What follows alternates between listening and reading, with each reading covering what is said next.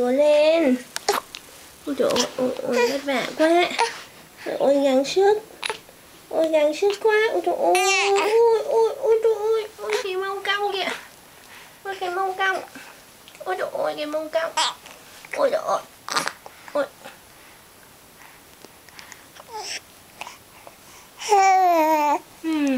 Mệt rồi.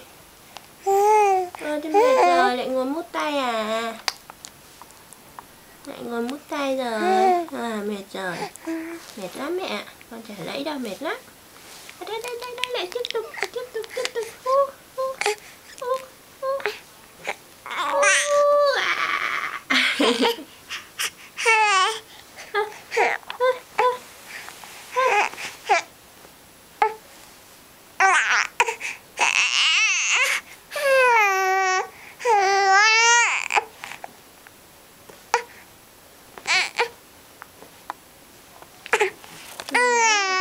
Để thế này nè.